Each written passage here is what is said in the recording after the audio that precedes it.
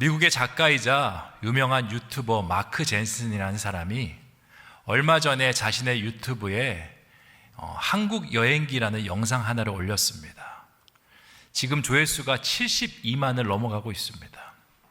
그런데 그 제목을 들으면요, 우리가 좀 불편해집니다. 제목이 뭐냐? 나는 세계에서 가장 우울한 나라를 여행했습니다 라는 제목입니다. 대한민국 국민으로서 자존심이 팍 상하는 그런 내용입니다. 그 영상을 보면 처음에 이렇게 시작합니다. 대한민국 대단한 나라라고, 세계에서 손꼽히는 선진국이고, 그리고 문화와 여러 가지 면들을 선도하는 그 선도의 나라다라고 그렇게 칭찬을 합니다. 짧은 시간 내에 과학기술에 엄청난 업적을 이루었고, 영화면 영화, 스포츠면 스포츠, 모든 문화를 세계에서 주도하고 있는 그런 나라라고 엄청 칭찬합니다. 그럼 여기까지 들으면요, 어깨가 으쓱해집니다. 그런데 그 다음 이야기부터 우리의 미간을 찌푸리게 하는 말을 합니다. 그런데 이 대한민국이 우울증, 불안증, 알코올 중독이 참 높은 나라입니다.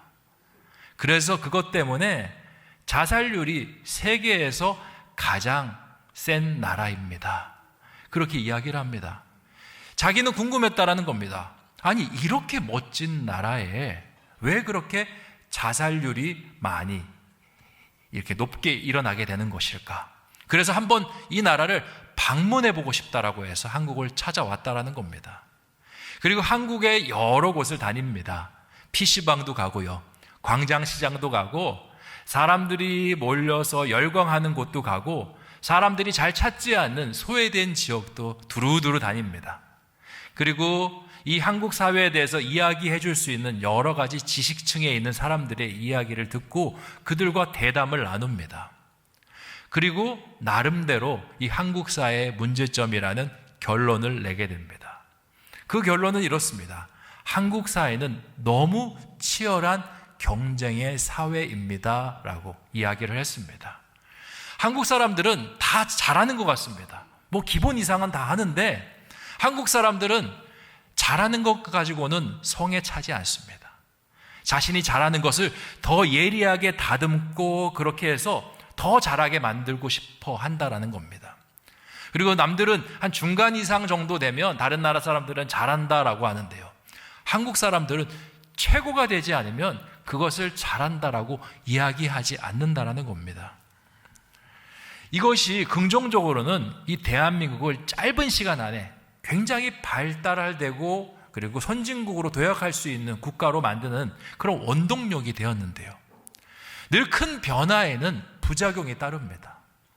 이것이 한국 사회를 성공지상주의로 만들어서 패배의식에 사로잡히는 사람, 낙오자가 되는 사람들에게 끊임없는 프레셔와 근심을 마음속에 준다라는 것입니다. 그래서 그 근심을 이겨내지 못하는 사람들이 우울감, 불안감, 그리고 알코올 중독에 의지해서 결국에는 자기 목숨을 끊는 일들을 자행한다라고 그렇게 이야기했습니다. 이 마크 맨슨이라는 사람의 이야기가 다 맞는 말은 아니겠지만 저는 이렇게 생각합니다. 이 사람이 그래도 한국 사회를 제대로 꿰뚫은 것은 아닌가. 목회자로서 목회를 하다 보면요, 성도님들의 삶을 들여다볼 수 있는 기회가 참 많습니다. 제가 아직 우리 신성교회에서는 대신방을 하지 않아서 우리 성도님들의 삶을 들여다볼 수 있는 기회는 없었는데, 제가 지금까지 목회를 해오면서 여러 교회들을 거쳤는데, 그 교회들을 거치면서 성도님들이 제게 했던 말들, 기도 제목들을 보면요, 경쟁과 치열한 삶 속에서 어려움을 호소하는 그 기도 제목이 참 많은 것을 볼 수 있습니다. 제가 일산과 파주 지역에서 목회를 할 때는 성도님들이 경제적인 문제를 가지고 기도 부탁을 참 많이 하셨습니다. 부자가 되고 싶습니다, 목사님. 잘 살게 해주십시오. 이런 기도 제목이 아닙니다. 목사님, 제가 지금 하고 있는 이 사업장이 다른 사업장들과 경쟁을 하는데 도태되지 않게 하여 주시옵소서. 목사님, 제가 직장을 나가고 있는데 이 직장 속에서 이 자리가 보존되게 하여 주시고, 직장에서 남들보다 잘하는 것은 바라지도 않습니다. 밀려나지 않을 수 있도록 저를 위해 기도해 주십시오 라고 그렇게 성도님들이 많이 부탁하였습니다. 제가 강남에서 사역할 때도 있었는데 그때는요, 기도 제목이 다들 자녀의 입시와 그 진학에 대해서 기도 제목을 내셨습니다. 대한민국에 손꼽히는 몇 개의 대학을 들어가게 해달라고 얼마나 울부짖으며 기도하며 노력하시는지요. 제가 그 모습을 보면서 이런 생각이 들더라고요. 아니, 엄마의 이런 열정이면 아들보다 엄마가 공부하면 서울대 더 빨리 들어갈 것 같은데.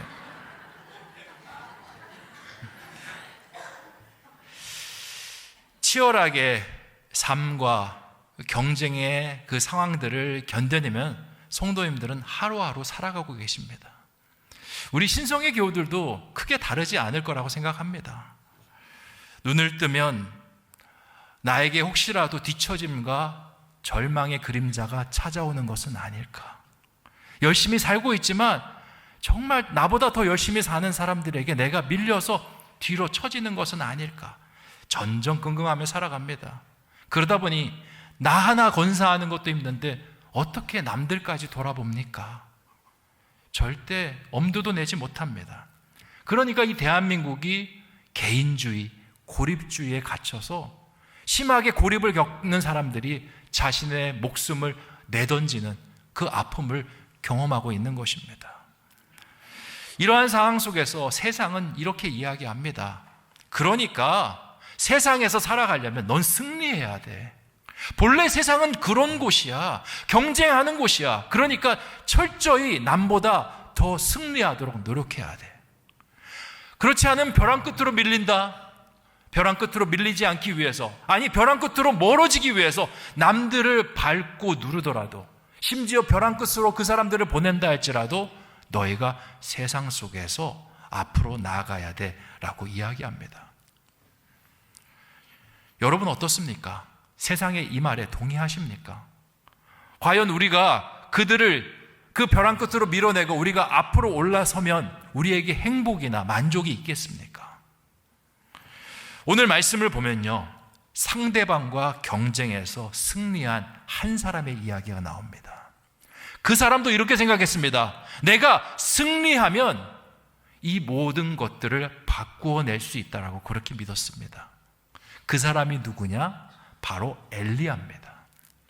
엘리야는요, 하나님의 선지자였습니다. 그런데 보통 선지자가 아닙니다. 하나님의 대선지자. 하나님의 놀라운 기적을 행하였고 그를 존경하고 추종하는 선지 생도라는 사람들이 수십 명이었습니다. 예수님께서 복음서에서 기적을 행하시고 말씀을 전하실 때 사람들이 예수님을 뭐라고 한지 아십니까? 저 사람은 엘리야의 환생이다 라고까지 이야기했습니다. 왜냐?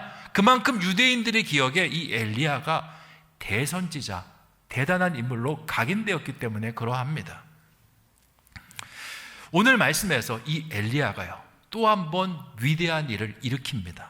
19장 1절 말씀을 함께 읽어보도록 하겠습니다. 시작.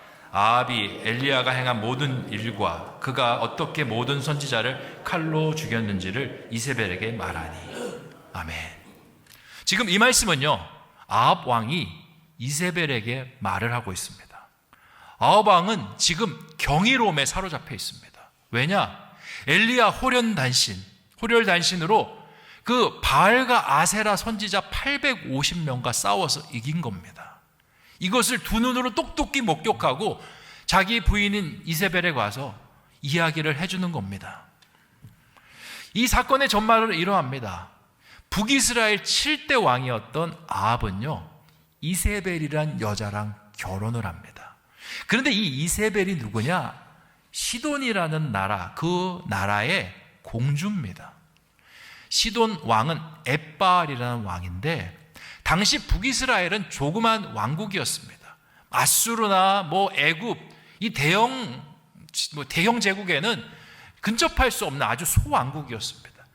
그래서 소왕국에 있는 왕들끼리 서로 연대를 맺었습니다. 정치적으로 그 강한 제국들을 대항하기 위해서.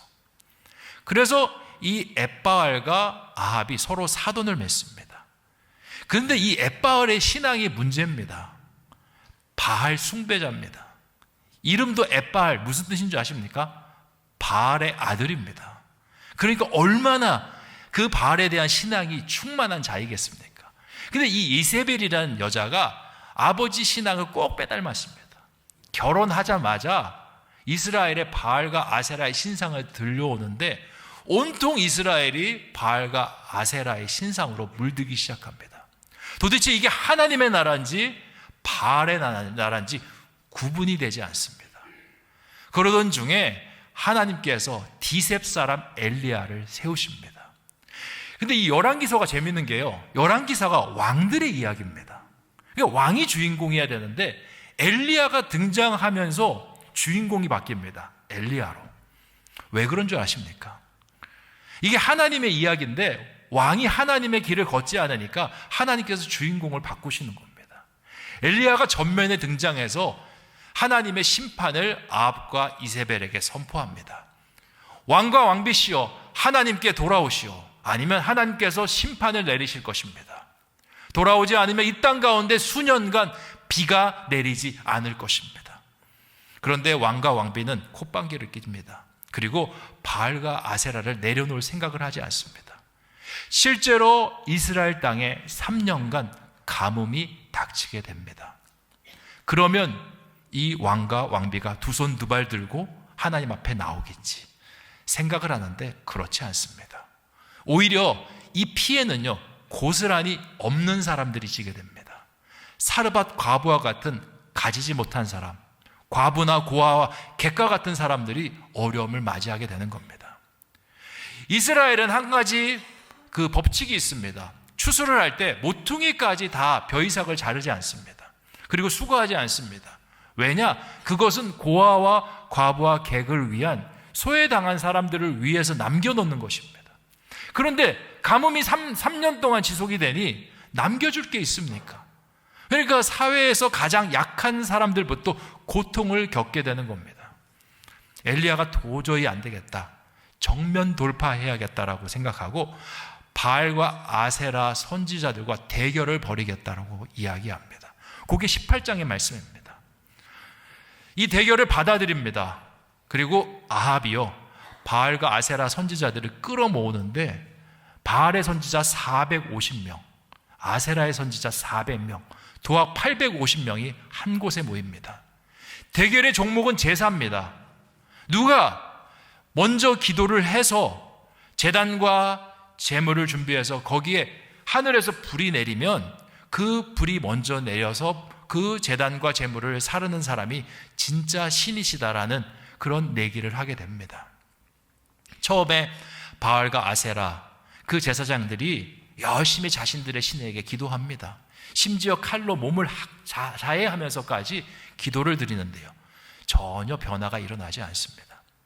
엘리야는 느긋하게 제단과 제물을 준비하고 거기에다가 물을 콸콸콸 붓습니다. 아니, 불이 내려야 될 장소에 물을 붓고요, 그 물이 도랑까지 가득 찼다라고 이야기합니다. 엘리야가 기도를 드리는데 하늘에서 불이 내려와서 제단과 제물을 다 사릅니다. 심지어 옆에 있는 물까지 성경은 다 핥았다라고 표현을 합니다. 엘리야가 승리하게 된 것입니다. 그냥 승리가 아니라 놀라운 하나님의 권능 속에서 승리하는 겁니다. 엘리야가 소리칩니다. 저 바알과 아세라의 제사장들을 모두 잡아 죽이라. 그리고 왕에게 이야기합니다. 지금 하늘을 보니 큰 비가 곧 이 땅 가운데 내릴 것입니다. 왕이시여 마차를 챙겨서 얼른 별궁에 있는 이스라엘로 돌아가십시오 라는 이야기를 합니다. 그리고 왕이 마차를 타고 산을 내려가는데 거기서도 놀라운 기적이 일어납니다. 엘리야가요, 우사인 볼트보다 더 빠릅니다. 마차 앞에서 뛰는데 이스라엘 별궁까지 도착할 때까지 앞에서 에스코트를 합니다. 이것이 무엇을 의미합니까? 아합에게 보여주는 겁니다. 진짜 승리를 주시는 분이 누구이신가? 진짜 이스라엘을 돌보시는 분이 누구이신가? 바로 여호와 하나님이다 라는 사실을 보여주고 있는 것입니다. 대결이 일방적인 승리로 끝납니다. 바알과 아세라 제사장들이 무엇을 해도 뭔가 변화를 일으키지 못합니다.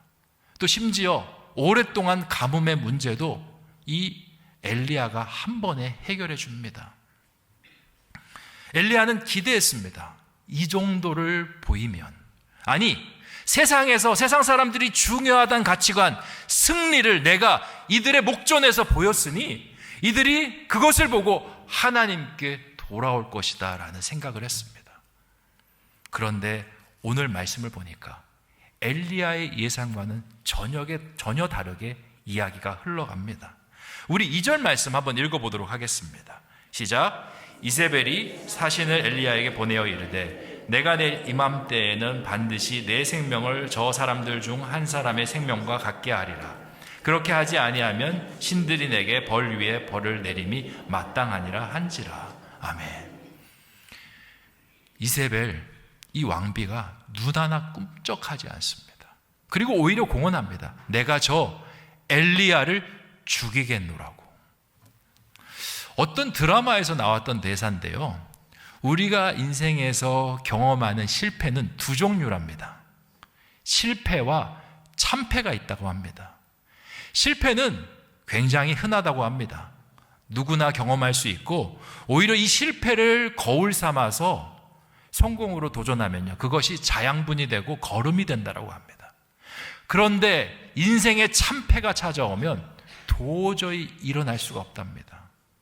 모든 의지와 살소망까지 끊겨서 모든 것을 내려놓고 자포자기할 수밖에 없다고 합니다.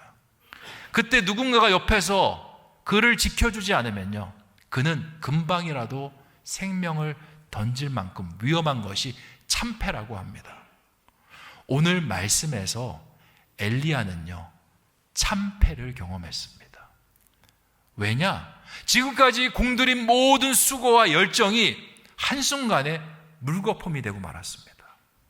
자신은 놀라운 기적을 행했는데 왕비는 말 한마디에 그의 모든 의지와 소망을 꺾어버렸습니다. 그리고 오늘 말씀에서 3절에 자기 생명을 위해 도망하였다라고 말씀하고 있습니다. 어디로 도망했냐? 브엘세바로 도망했는데 거기가 어디냐면 이스라엘의 최남단 끄트머리입니다.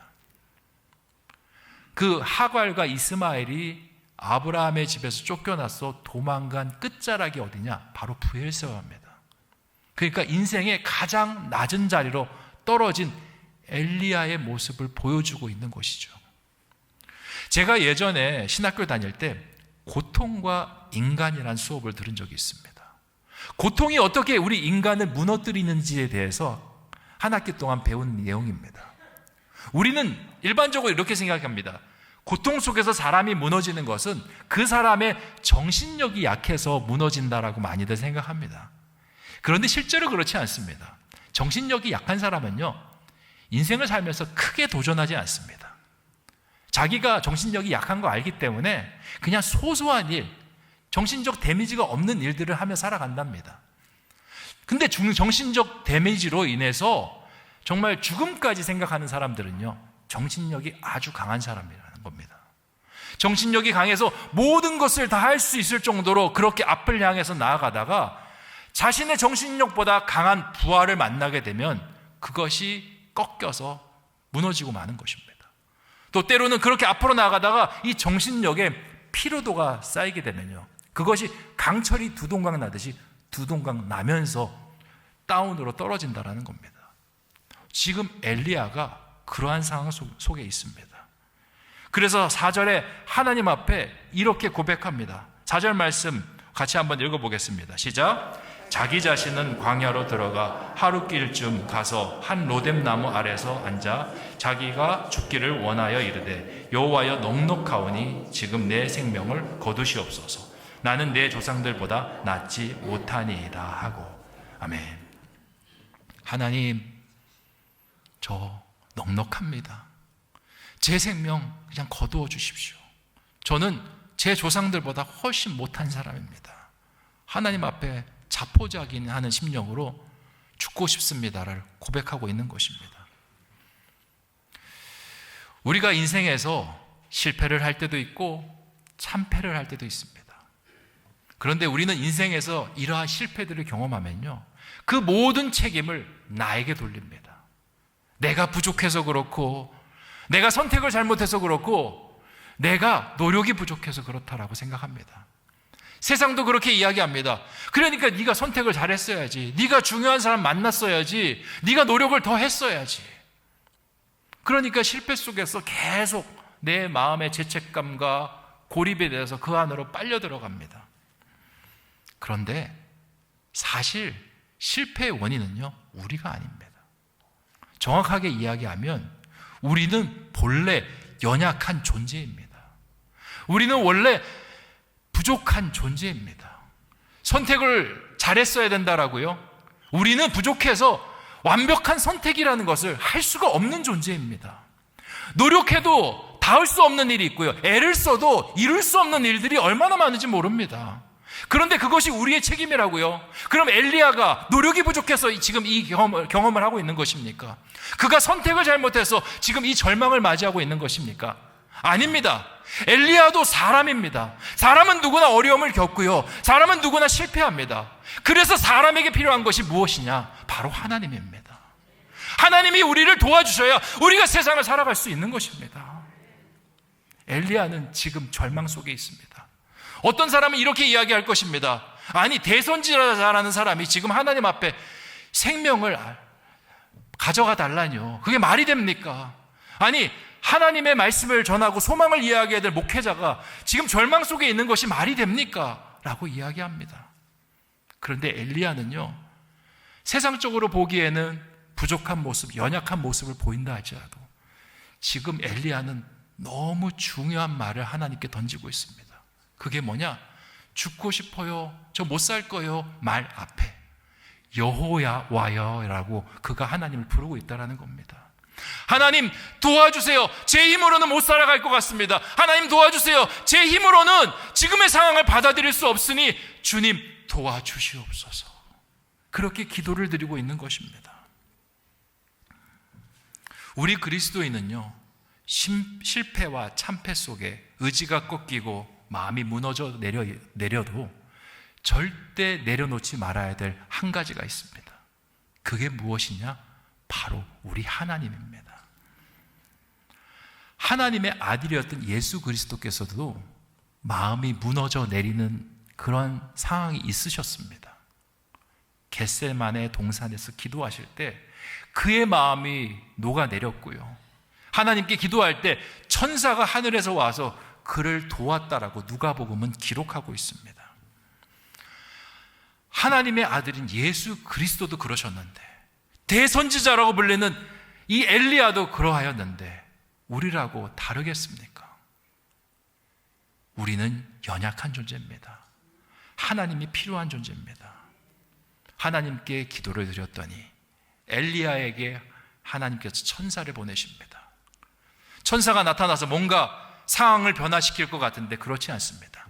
그냥 엘리야를 쓰다듬습니다. 엘리야의 상처 입은 마음을 만지시는 겁니다. 아마 이런 의미였을 것 같습니다.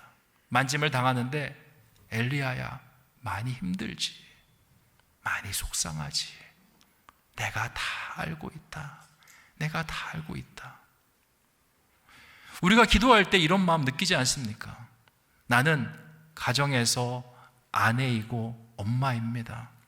평생 자녀를 위해서, 남편을 위해서 희생해 왔습니다. 이제 나이가 들다 보니까 이제 양가 부모님까지 내가 책임져야 됩니다. 그런데 옛날과 다르게 몸이 많이 아픕니다. 나 하나 건사하는 것도 힘든데 주변에서는 내가 제대로 봉양하지 않는다고, 가족들 제대로 돌보지 않는다고 비난의 화살이 찾아옵니다. 어디 이야기할 데도 없고요, 마음은 무너져 내립니다. 속상합니다. 그때 주님께서 우리의 등을 매만지십니다. 속상하지, 힘들지, 내가 다 알고 있어, 내가 다 알고 있어. 세상에선 아빠입니다. 세상에선 남편입니다. 그러니까 세상에 나가서 싸우는 아빠의 모습은 늘 강력해야 됩니다. 세상에서 이리 치우고 저리 치우고 나는 상처로 얼룩지는데 집에 와서는 멀쩡한 안면만 보여줍니다. 아빠 끄떡없어, 아빠 잘하고 있어. 하지만 등은 온갖 상처로 얼룩져 있습니다. 주님께서 그 등을 만지십니다. 힘들지, 속상하지, 그리고 주님께서 정말 내가 듣고 싶은 호칭으로 나를 불러주십니다. 세상에서는 나를 아빠로, 남편으로 이야기하는데 우리 아들 많이 속상하지, 우리 아들 많이 힘들었지, 내가 다 알고 있어, 다 알고 있어. 그렇게 하나님께서 마음을 만지시면요, 뭔가 다른 변화를 일으키지 않으셔도 우리 마음속에 위안이 찾아옵니다. 하나님께서 지금 엘리야를 그렇게 만지시는 겁니다. 그리고 하나님께서 준비하십니다. 작은 떡과 작은 물병 하나를, 그것을 먹고 힘을 내라 말씀하십니다. 엘리야가 그걸 먹고 다시 잠에 듭니다. 아직 마음이 회복되지 않는 겁니다. 하나님께서 매일매일 찾아와서 그를 만지십니다. 그랬더니 엘리야가 점점 힘을 얻습니다. 8절 말씀에 이렇게 기록이 되어 있는데 제가 읽어보겠습니다. 이에 일어나 먹고 마시고 그 음식물의 힘을 의지하여 40주 40야를 가서 하나님의 산 호렙에 이르니라. 하나님의 위로와 주시는 작은 음식을 의지하여서 하루하루를 회복하기 시작합니다. 이 브엘세바에서 호렙산까지는요, 한 350km 정도 됩니다.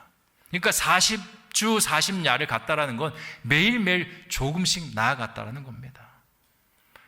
하나님께서 우리를 만지셨고 엘리야를 이렇게 만지신다라는 말씀이 여기에 기록이 되어 있는 겁니다. 한 번에 간 것이 아니라 하나님께서 그의 마음을 위로하셔서 그가 끝까지 다음 사역지인 호렙산까지 나아갈 수 있었다라고 오늘 말씀에서 이야기하는 것입니다.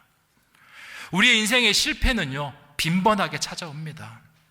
하지만 하나님과 함께하는 이상 우리에겐 참패가 없습니다. 왜냐하면 하나님께서 우리를 일으키실 것이고 우리를 호렙산으로 걸어가게 하실 분이시기 때문에 그렇습니다. 우리에게 참패가 있는 것은 그 가운데, 실패 가운데 어쩌면 하나님이 없어서 생기는 문제일 수도 있는 것입니다. 우리 하나님은요, 사랑의 하나님입니다. 위로의 하나님입니다. 절대 우리를 포기하지 않으시고 우리를 끝까지 붙들어 주시는 하나님이십니다. 이사야 40장 30절에 이렇게 이야기합니다. 소년이라도 피곤하며 곤비하고 장정이라도 넘어지며 쓰러지되, 사람들은 누구나 쓰러질 수 있다는 겁니다. 소년도 쓰러지고 장정도 자빠진다라는 겁니다. 그런데 하나님을 믿는 사람에게는 이러한 은혜를 주신답니다. 40장 31절 같이 읽겠습니다. 시작. 오직 여호와를 앙망하는 자는 새 힘을 얻으니 독수리가 날개 치며 올라감 같을 것이요 다른 박질하여도 곤비하지 아니하겠고 걸어가도 피곤하지 아니하리로다. 아멘. 하나님의 사람은 이런 사람입니다. 중요한 것은 내가 실패했냐 참패했냐가 아니라 내가 그 상황 속에서 여호와여 라고 두 손을 들고 하나님을 부르고 있느냐, 그것이 중요한 줄 믿습니다. 오늘 엘리야, 그도 연약한 인간이었습니다. 무너져 내렸지만, 다 내려놓았지만 한 가지 안 내려놓았습니다. 하나님을 붙드는 그 손을. 우리 사랑하는 신성의 교우 여러분, 인생이 힘듭니다. 어렵습니다. 사람들이 알아주지도 않습니다. 하지만 우리 하나님은 알고 계십니다. 그 하나님과 동행해 나가는 저와 여러분 되시기를 주님의 이름으로 축원드립니다. 기도하겠습니다. 좋으신 아버지 하나님, 우리에게 엘리야의 말씀을 주시니 참으로 감사합니다. 엘리야는 승리가 모든 것을 바꾸어낼 줄 알았습니다. 세상 사람들이 그것을 중요하다라고, 그 가치가 정말 세상의 최고의 가치라고 이야기하기 때문에 그 가치를 보여주면 세상이 변화할 줄 알았습니다. 하지만 세상은 본래 인간의 힘으로 이길 수 없는 그 강함을 가지고 있는 곳입니다. 그래서 우리는 하나님이 필요합니다. 하나님의 도우심과 하나님의 강하게 하심이 필요한 줄 믿습니다. 우리 신성의 교우들이 그 하나님을 붙잡고 나아갈 수 있게 하여 주시옵소서. 하나님과 동행하며 세상을 능히 헤쳐나가는 사람들이 되게 도와주시옵소서. 모든 말씀 예수님의 이름으로 기도하옵나이다. 아멘.